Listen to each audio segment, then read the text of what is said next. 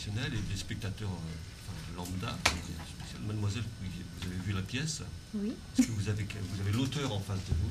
Oui. Qui est en même temps metteur en scène et acteur, donc le gars qui cumule la peine. Non, je n'ai pas du tout fait la mise en scène. Non, il n'est pas là. Non, Jean-Paul. c'est Jean-Paul Basiconi qui a fait la mise en scène. D'ailleurs, ça aurait été bien qu'il soit là aujourd'hui, mais bon, Paul. Il est venu à faire. Il va descendre. Il est à Paris parce qu'il avait une pièce qui reprend là, comment devenir une mère juive en 10 leçons. C'est une pièce qui fait. Je peux rien faire, je vais couper, mais je. Ah, Non, je peux pas. Ah bon? Non. Si tu le chapes, c'est Bizarre son portable. C'est un portable qui ne s'ouvre pas, qui ne s'arrête pas.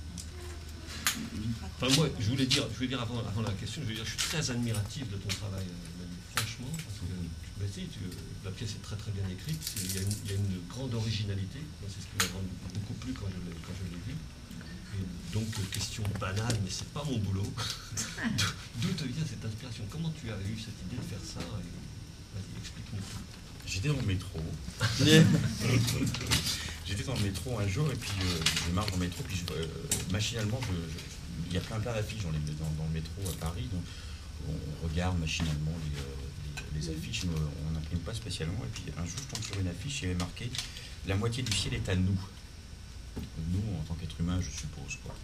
Et puis je regarde l'affiche et puis je lis ça, et puis je continue. Et puis je me dis « La moitié du ciel est à nous ». Et puis je commence à me dire « Connerie ». À la rigueur, à Dieu, mais pas à nous. Parce que, et alors, même à la rigueur, si la moitié du ciel était à Dieu, qu'est-ce qu'il y aurait dans l'autre, etc. Et je commence à partir dans le métro. Et ça, c'est le début du dialogue de la pièce. Et là, c'est le début de la pièce, ouais. Je commence à partir tout seul dans cette histoire. Je commence à m'amuser avec ça. Puis je rentre chez moi et je l'écris. C'est la première pièce que tu as écrite? Non, c'est la 4e. Mais c'est la première qui est éditée, oui. Et je commence à écrire ce dialogue-là entre deux personnages, quoi. Et puis après, je bloque complètement. C'est-à-dire que j'avais juste envie d'écrire un petit truc sur la moitié du ciel, quoi. Je me mets à bloquer. Et tout d'un coup, je me dis, mais si je bloque, autant le dire. Autant le dire, si je bloque, plutôt que de rester comme un con dans la page blanche, comme on dit. Autant le dire. Donc, j'insère un auteur qui dit, excusez-moi, mais là, je suis bloqué, quoi, etc. Et puis alors après, ça m'a donné l'idée d'amener le metteur en scène qui vient. Donc, du coup, les personnages sont des personnages fictifs, etc. Voilà. Et la scène des dieux, la Deus Ex Machina, réellement, la scène des dieux, c'est une scène que j'ai écrite à part.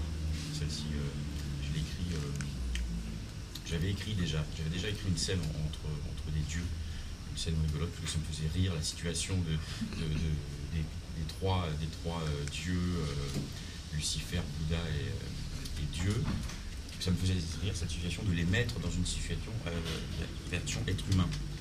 Costard, cravate, tu vois, autour d'une table comme un chef d'entreprise, quoi. De les ramener vraiment au ras du sol, quoi, avec tous les vices qu'un être humain peut avoir, quoi. Donc celle-ci, je l'avais écrite à part, et puis après je l'ai retravaillée, réécrite en fonction de ce qu'il y avait avant, quoi. Alors après je me suis amusé à faire des collages, etc.